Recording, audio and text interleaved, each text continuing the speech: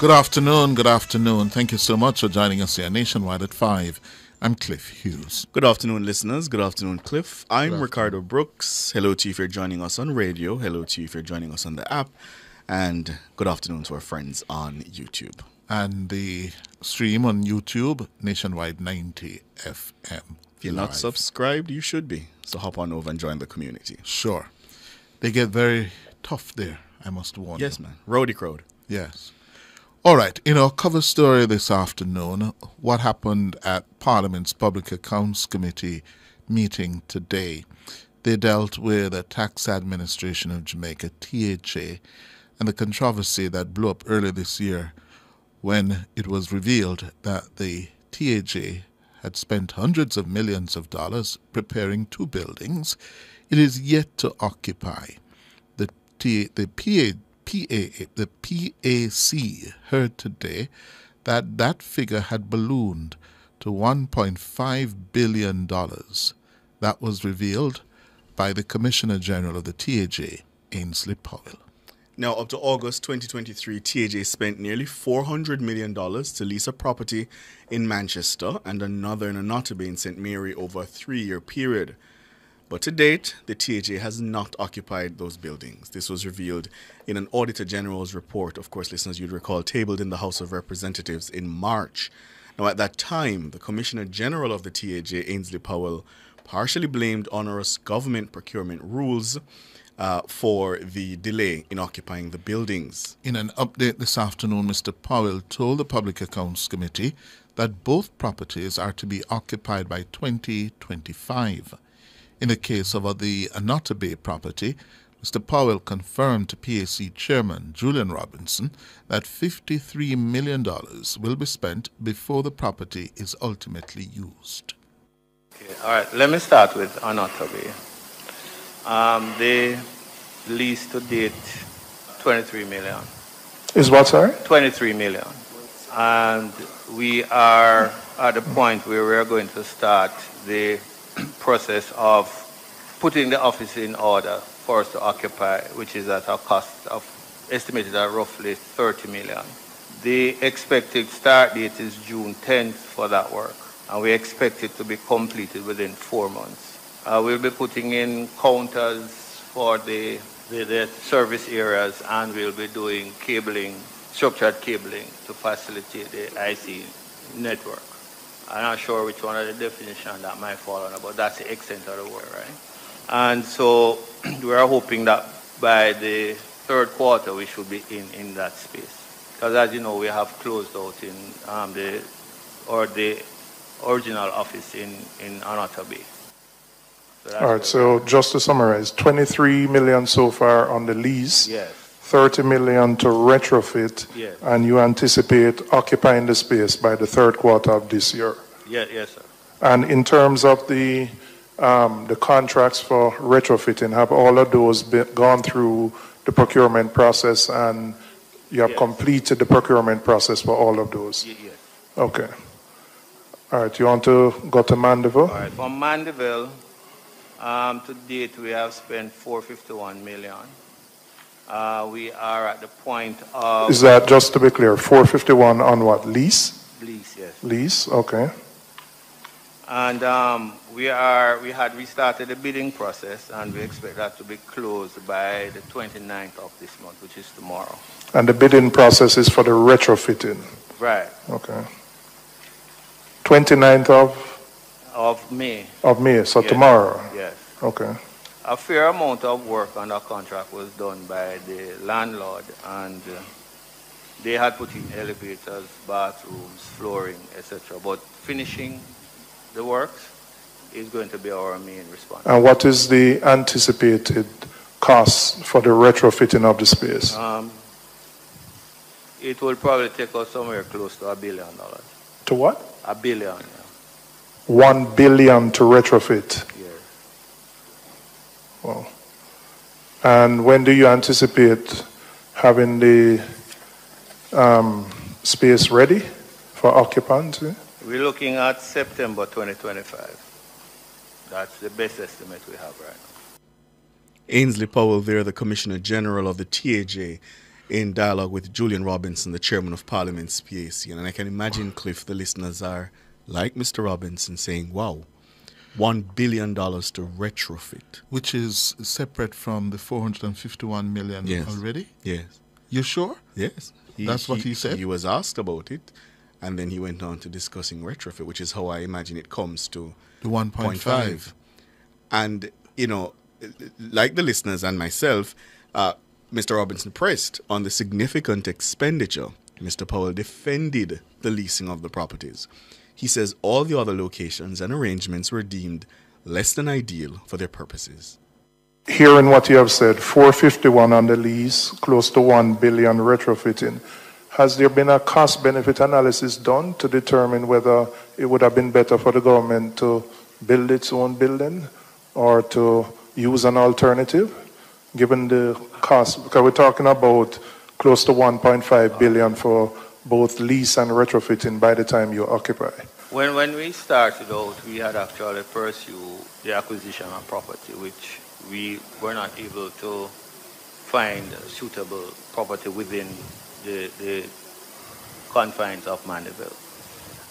We were seeing things on the outskirts, but we were conscious of the fact that for some taxpayers, it would mean, you know, 2 transports to get to anything outside of the town. We didn't find anything suitable. We also looked at other properties, and in Mandeville we did not. 2 of the constraints that affected us would have been parking. And we weren't finding the square footage or the acreage that would allow us, if we were to build out, to have the kind of parking that we need for our services. And that was how we ended up in this arrangement. Okay. Ainsley Powell, the Commissioner General of the TAJ, and before him, Julian Robinson, the Chairman of Parliament's Public Accounts Committee. Well, the Member of Parliament for North Clarendon, the JLP's Dwight Sibley's, then asked if any predictions were made as to the projected costs for leasing the properties. Mr. Powell further defended the decision that was made. When I was preparing to come here and I read the Auditor General's report, nowhere in it did I see there was a budgeted cost or anything that you would have gone outside of, or what was the estimated cost for a project such as the one that you had undertaken to do.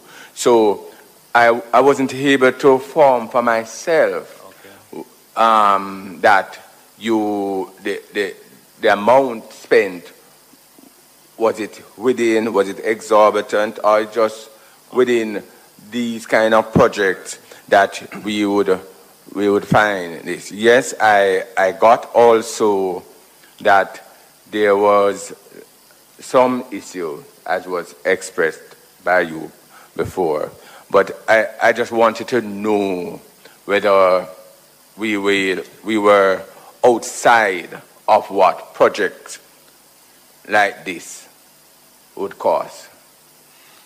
All right. There are things where we didn't necessarily document them, but I could give you some examples of some of the options that were put before us. We got one option where somebody had 8 acres, and their proposal was they will build out and we either acquire or lease.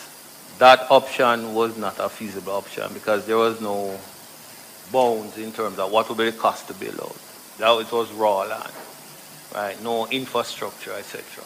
And therefore, that was an option that was off. We saw another property, but it was way above market price when we did our investigation. And it therefore meant that to pick that option would have been a challenge. We saw 2 other properties. We were even trying at the depot.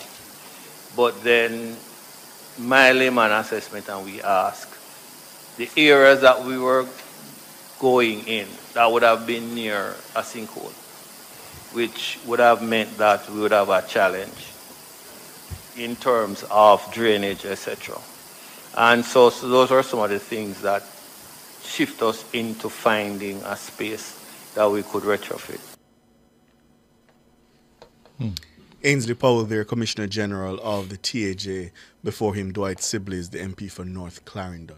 Based on the Commissioner General's explanation, how much consideration went into the philosophy which we see coming from the government about the ease of paying taxes, that the buildings that are constructed, the facilities that are put in place must make it convenient for the Jamaican people to pay their taxes, because we know that has had an impact on the haul. The revenue intake that the government has been able to make. But I don't know if the trade-off... And he alluded to it. Right. When he said that, listen, they couldn't find the space inside of the town itself. But I don't know if the trade-off of $1.5 billion... $1.5 billion. Yeah. It's staggering. Yeah. All right, we're turning our attention now to concerns about the criteria for the local contractors wishing to participate in the government's SPARK program, the Incorporated Master Builders Association of Jamaica. It's raising concern about the criteria for local contractors to pre-qualify for work under the government's SPARK program. In a statement recently, the Master Builders Association labeled the pre-qualification criteria as extraordinary. The SPARK program will see $40 billion spent on modernizing more than 2,000 roads in Jamaica. It will target community, parochial and secondary roads. In an update on the program in Parliament on May 21, Prime Minister Andrew Holness said the works would be apportioned into 4 distinct segments for bidding. He encouraged local contractors not to miss the opportunity and to participate in the bidding. The award will be done in 4 packages of approximate equal value, roughly between $7 and $8 billion per package. Package 1, Kingston, St. Andrew and St. Thomas. Package 2, St. Catherine and Clarendon. Package 3, Manchester, St. Elizabeth, Westmoreland, Hanover. And Package 4, St. James, Trelawney, St. Anne, St. Mary, Portland. 10 construction companies, 6 local, 4 international, participated in the pre-bid meeting for pre-qualification. It is to be noted that since the pre-bid meeting was not compulsory, it is possible that additional companies will submit proposals by the closing date. Evaluation will be done by the 31st of May 2024 to select pre-qualified bidders based on established criteria, including capacity and work experience. Prime Minister Andrew Holness there speaking in the House of Representatives recently. The Master Builders Association says it's obliged to highlight a glaring inconsistency in the pre-qualification criteria for local contractors.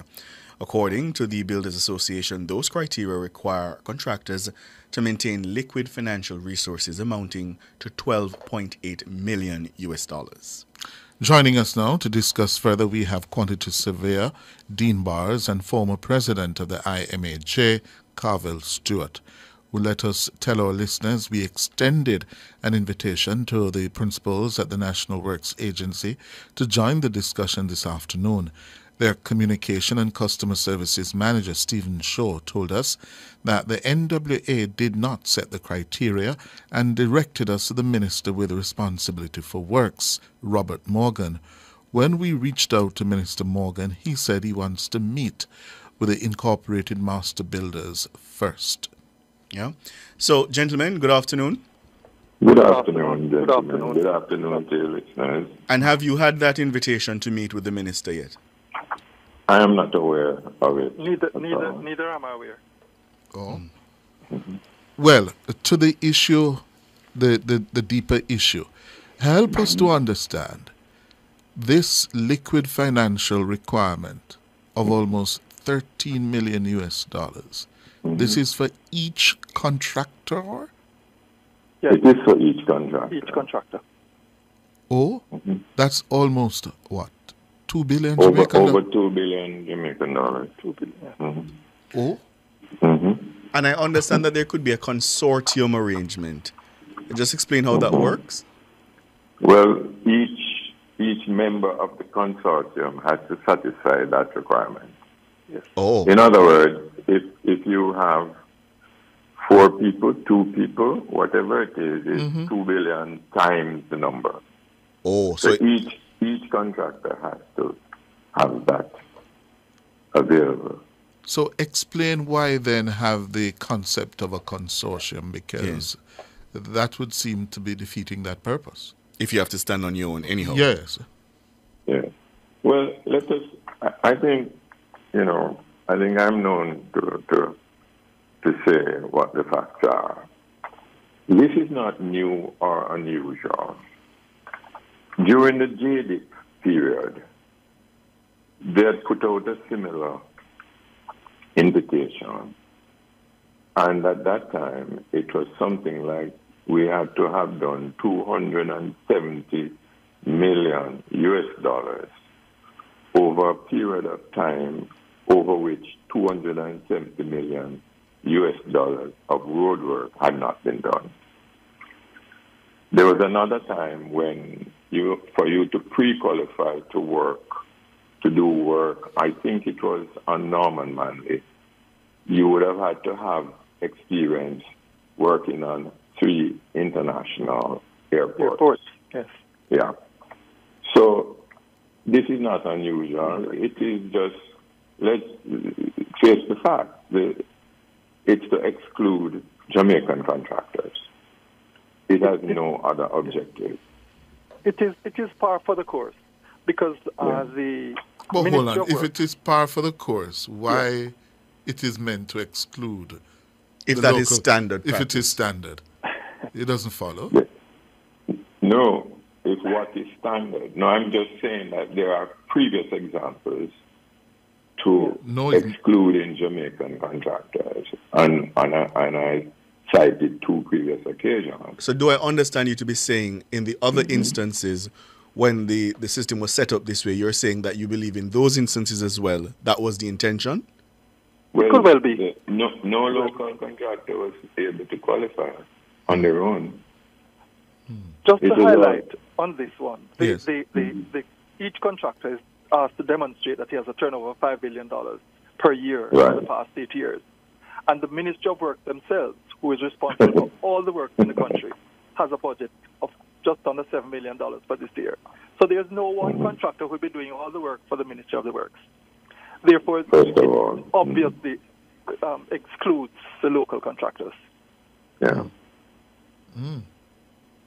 You say you haven't been invited to a meeting with the minister just yet, but have you made any kind of approach to the government since the Prime Minister invited you all to bid?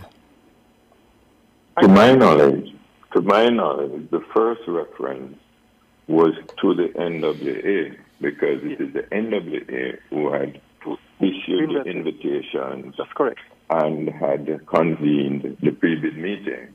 Yes. So the questions had to go to the NWA, and they were made to the NWA, and you yourself got a response just now that it is not the NWA who developed and promulgated these requirements. Mm-hmm. Right? It was a higher authority. Yes. Mm-hmm. Mm-hmm. I So, should say that sorry, Carvel. I should say that the invitation posted in the newspaper indicated that the procuring entity is the NWA at 140 Maxwell Avenue. Therefore, we would not be looking elsewhere to ask any questions. yeah, in the initial time. Let me ask you, in terms of international best practices, yes, or examples from other jurisdictions, how do these pre-qualification criteria for local contractors stand up? Are they in keeping or what? No, they're not necessarily in keeping. Also, if an administration is seeking to truly involve their local competence, you would not have put up $40 billion in 4 packages, requiring that each is going to be awarded almost equally. And I found a little difficulty with the numbers of the average mentioned by the Prime Minister, who said maybe $7 or $8 million.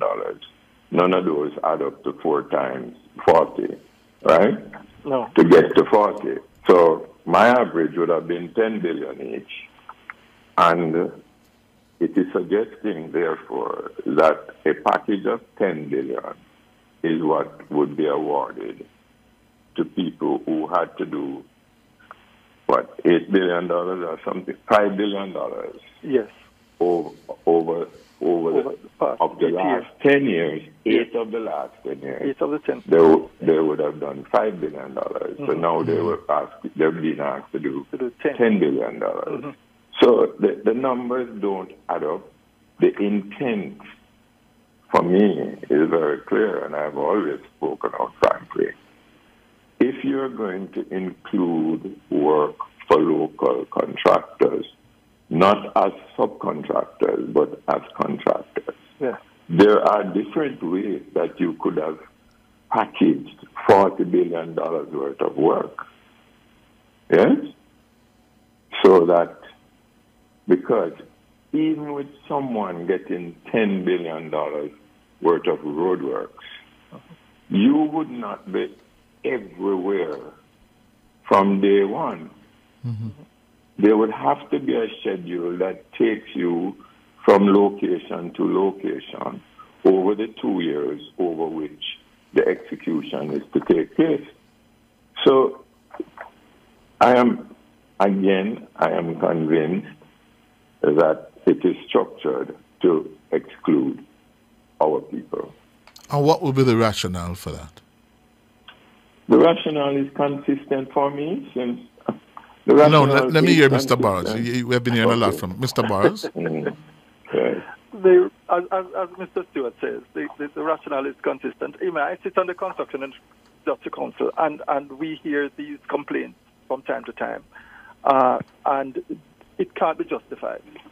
It cannot be justified if the government wants to include local contractors. And listen, these contractors are the grade 1 contractors. That means they are the best contractors that we have in Jamaica. And they can't reach that standard. They can't get over that hump. It means that there is a definite effort to exclude. And on that point, Mr. Burrows, an officer who is familiar with government procurement says to me, the public procurement regulations obligate procuring entities to set qualification criteria with reference to the size, risk, and complexity of the contract. These spark contracts are extraordinary in their scope, and it's really necessary to be careful to qualify only the best and most capable suppliers.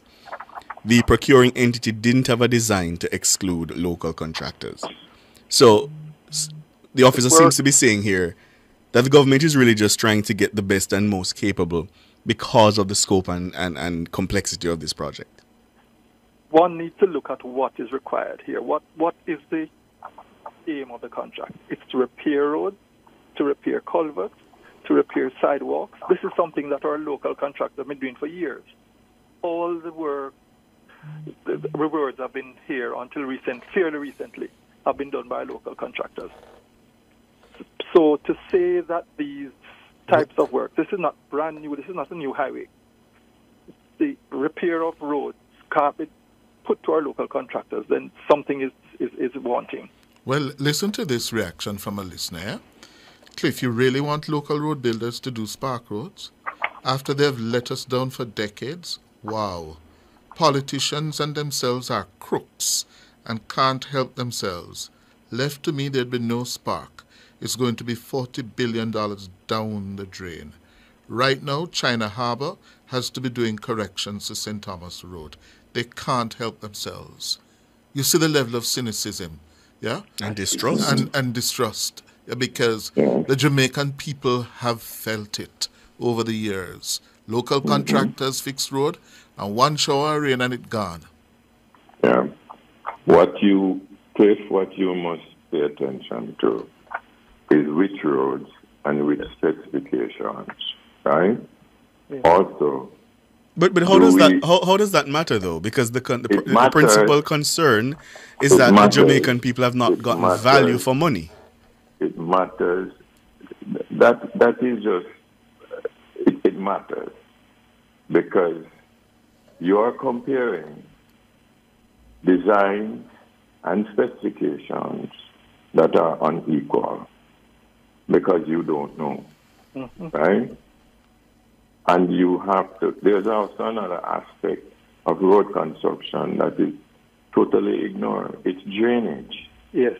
It's drainage. You design roads that you give locals to build. You do not design any drainage. Everything that has been done by non-Jamaican contractors have come with proper drainage designs. So the roads are no longer the drains. The drains are the drains.